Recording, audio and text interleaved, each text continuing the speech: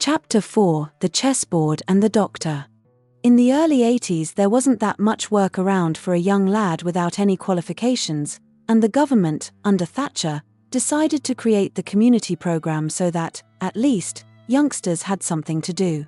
I had a little window cleaning round, and that brought in the necessary funds to live, and I didn't enroll on the program, but many of the unemployed folk on the estate did. The window cleaning round meant that I could work when I chose to work, and when the weather was bad, you weren't able to work. I think I was around the age of 19 when a local lass brought around a chessboard, complete with pieces, her brother had made in prison. I knew how to play chess from my days back in primary school, and for some inexplicable reason then, it never held that fascination for me, but when this prison board and its pieces arrived, it somehow mesmerized my mind. About 5 or 6 of us would play regular tournaments to see who would be champion, and I know for them it was simply a way to pass the idle hours away, but for me it quickly became a passion. I would sit for hours staring at these 64 squares, totally enchanted with the game. On one particular day, I'd gone down to my mam's house, and I told her I'd been playing chess. She suggested calling at the library and seeing if they had any books on the game. Books on chess? Why would they have books on chess? But they did, and I took out, that day, as many as was allowed. I didn't have a chessboard, or the money to buy one, but I possessed a satanic obsession with the game. I cut the legs down from a decrepit kitchen table, a 70s one with a laminated red top.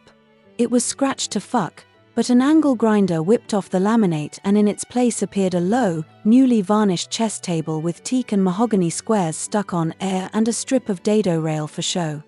For show. The rest of our council house was a veritable tip.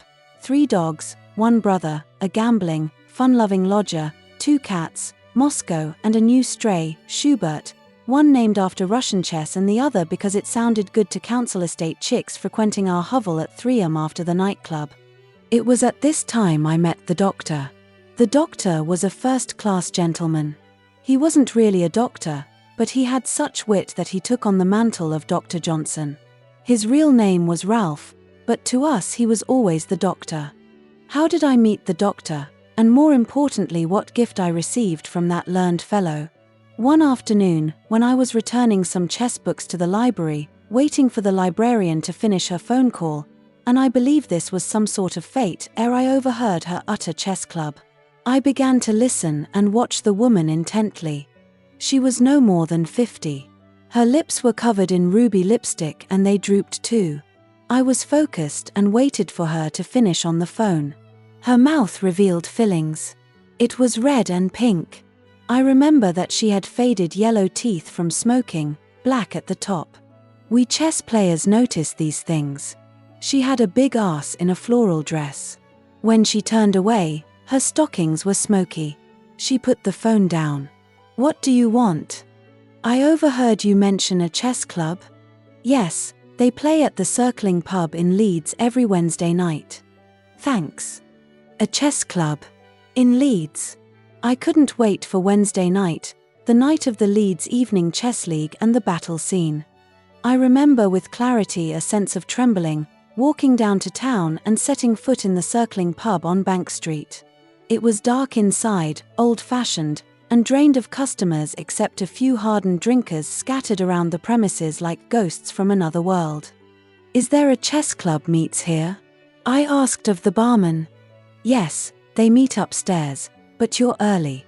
What can I get you?" I was 19 then and a regular weekend pisshead, as were nearly all council estaters at that time. I was tempted to say, "A pint of bitter, please," but thought the better of why I was there and muttered instead, "Half a lemonade." I took my sober drink and sat down facing the bar. Isn't it strange how certain intentions, certain acts, which have not even the merest reckoning in the grand scheme of life fill us with fear? Anyone would have thought I was about to commit some horrendous deed of murder sat there. I was sweating, waiting for these chess players to appear. I was consumed by the most appalling fear of what might happen, and I can honestly say that I felt a great urge to leave, visit some dive, and get pissed instead. That was when the doctor sauntered in. He was a tall, gangly sort of creature with a big bunch of wiry black hair on his head. That must be one of them, I thought. He ordered a drink and disappeared behind the bar and up some stairs. I was about to follow when more of these strange creatures appeared from the dark outside, and I decided it best to wait and observe such an overture of oddity. "That's the lot you want, lad," said the barman, flinging his thumb over his shoulder towards the creatures creeping up the stairs. "Thanks." I followed with terror, but with a strange feeling of fascination about how this council lad's life was about to change. Prophetic? Yes, of course. We all know, even non-chess players, there's a time in one's life, which we know not of yet, but, strangely, do know our lives are going to be changed profoundly by our acts. Climbing those steps was one such rare occasion, and it was beautiful. The room was small and lit dimly by 2 dangling, bare bulbs. The other bulbs didn't work. The decor was foisty, and it was cold too because the sweat dripping off me made me shiver. No one took off their coats and voices only whispered to one another.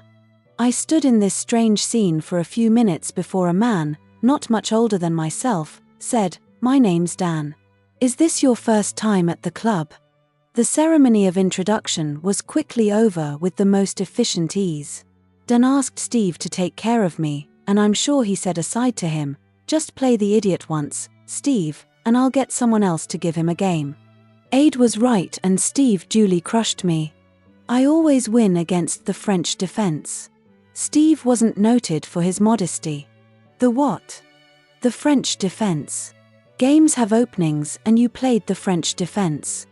I stared at the board and was mesmerised. I can only compare the moment to some sort of awakening, and I was hooked, addicted to the game of chess from that very first thrashing. When the games were over and I was about to leave, the man with the black wiry head of hair put his hand on my shoulder and said, "Karl, isn't it? My name's Ralph. Aren't you having a pint?" "A pint of bitter, thanks." The man seemed genuine.